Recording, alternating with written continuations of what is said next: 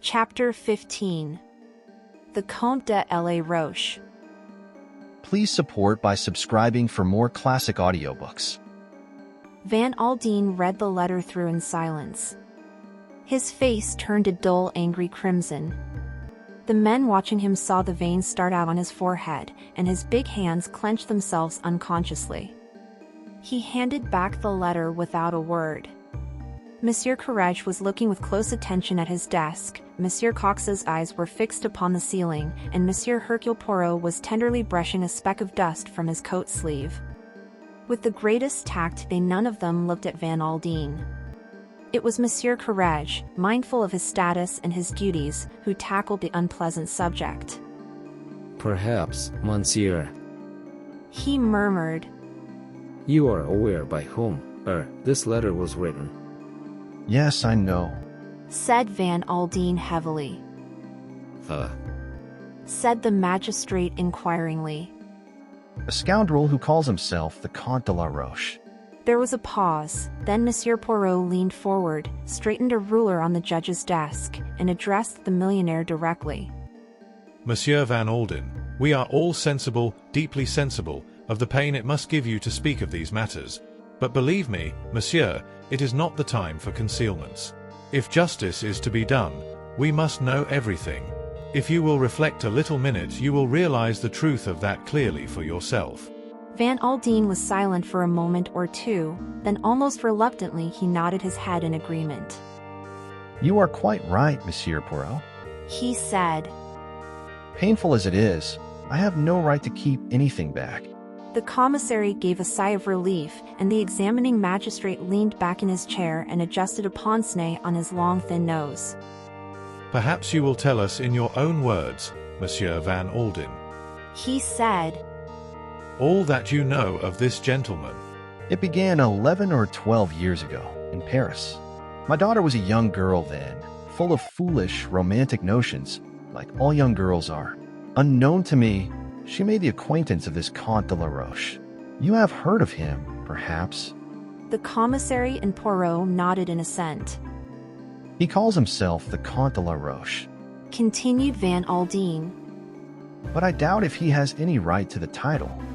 You would not have found his name in the Almanach de Gotha, agreed the commissary. I discovered as much. Said Van Aldine. The man was a good-looking, plausible scoundrel, with a fatal fascination for women. Ruth was infatuated with him, but I soon put a stop to the whole affair. The man was no better than a common swindler. You are quite right. Said the commissary. The Comte de la Roche is well known to us. If it were possible, we should have laid him by the heels before now. It is not easy. The fellow is cunning. His affairs are always conducted with ladies of high social position. If he obtains money from them under false pretenses or as the fruit of blackmail, naturally they will not prosecute. To look foolish in the eyes of the world, oh no, that would never do, and he has an extraordinary power over women. That is so. Said the millionaire heavily. Well, as I told you, I broke the affair up pretty sharply. I told Ruth exactly what he was, and she had, perforce, to believe me. About a year afterwards, she met her present husband and married him. As far as I knew, that was the end of the matter, but only a week ago I discovered, to my amazement, that my daughter had resumed her acquaintance with the Comte de la Roche. She had been meeting him frequently in London and Paris. I remonstrated with her on her imprudence, for I may tell you gentlemen that, on my insistence, she was preparing to bring a suit for divorce against her husband. That is interesting, murmured Poirot softly, his eyes on the ceiling. Van Aldine looked at him sharply, and then went on. I pointed out to her the folly of continuing to see the Comte under the circumstances. I thought she agreed with me. The examining magistrate coughed delicately. but according to this letter, He began, and then stopped. Van Aldine's jaw set itself squarely. I know. It's no good mincing matters. However unpleasant, we have got to face facts. It seems clear that Ruth had arranged to go to Paris and meet de la Roche there. After my warnings to her, however, she must have written to the Count suggesting a change of rendezvous. The Isle's door, Said the commissary thoughtfully. are situated just opposite Hyères, a remote and idyllic spot. Van Aldine nodded. My God, how could Ruth be such a fool? He exclaimed bitterly. All this talk about writing a book on jewels. Why, he must have been after the rubies from the first. There are some very famous rubies. Said Poirot. Originally part of the crown jewels of Russia, they are unique in character and their value is almost fabulous. There has been a rumor that they have lately passed into the possession of an American. Are we right in concluding, monsieur, that you were the purchaser? Yes. Said Van Aldine. They came into my possession in Paris about 10 days ago. Pardon me, monsieur, but you have been negotiating for their purchase for some time. A little over 2 months. Why? These things become known. Said Poirot. There is always a pretty formidable crowd on the track of jewels such as these. A spasm distorted the other's face. I remember. He said brokenly. A joke I made to Ruth when I gave them to her. I told her not to take them to the Riviera with her, as I could not afford to have her robbed and murdered for the sake of the jewels. My God, the things one says, never dreaming or knowing they will come true. There was a sympathetic silence, and then Poirot spoke in a detached manner. Let us arrange our facts with order and precision. According to our present theory, this is how they run. The Comte de la Roche knows of your purchase of these jewels. By an easy stratagem he induces Madame Kettering to bring the stones with her. He, then, is the man Mason saw in the train at Paris. The other three nodded in agreement. Madame is surprised to see him, but he deals with the situation promptly. Mason is got out of the way, a dinner basket is ordered. We know from the conductor that he made up the berth for the first compartment, but he did not go into the second compartment, and that a man could quite well have been concealed from him. So far the Comte could have been hidden to a marvel. No one knows of his presence on the train except Madame. He has been careful that the maid did not see his face. All that she could say is that he was tall and dark. It is almost conveniently vague. They are alone and the train rushes through the night. There would be no outcry, no struggle, for the man is, so she thinks, her lover. He turned gently to Van Aldine. Death, monsieur, must have been almost instantaneous. We will pass over that quickly. The Comte takes the jewel case which lies ready to his hand. Shortly afterwards the train draws into Lyons. Monsieur Courage nodded his approval. Precisely. The conductor without descends. It would be easy for our man to leave the train unseen. It would be easy to catch a train back to Paris or anywhere he pleases. And the crime would be put down as an ordinary train robbery. But for the letter found in Madame's bag, the Comte would not have been mentioned. It was an oversight on his part not to search that bag. Declared the commissary. Without doubt he thought she had destroyed that letter. It was, pardon me, monsieur, it was an indiscretion of the first water to keep it. And yet, murmured Poirot. It was an indiscretion the Comte might have foreseen. You mean? I mean we are all agreed on one point, and that is that the Comte de la Roche knows one subject a fond, women. How was it that, knowing women as he does, he did not foresee that Madame would have kept that letter?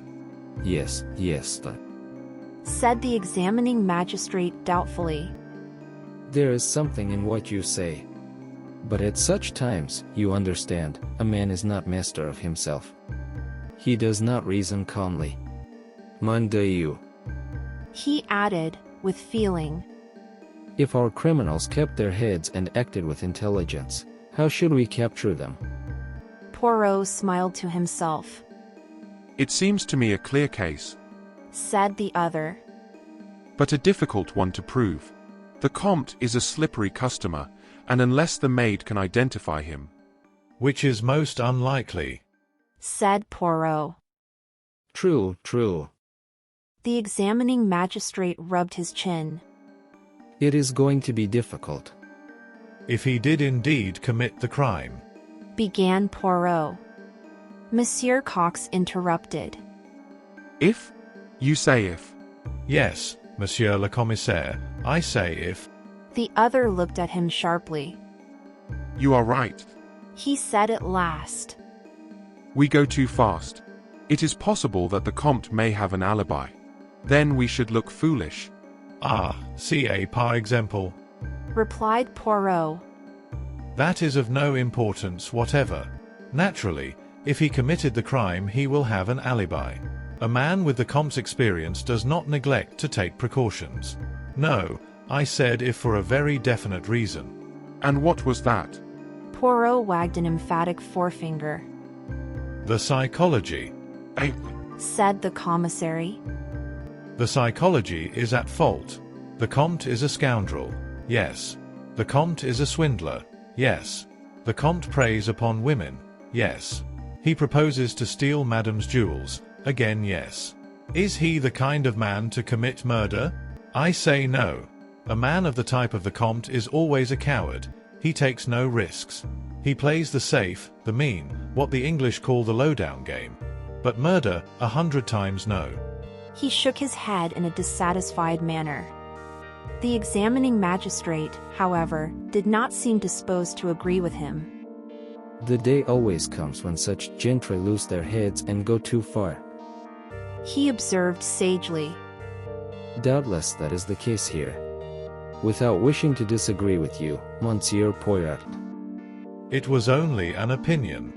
Poirot hastened to explain. The case is, of course, in your hands, and you will do what seems fit to you.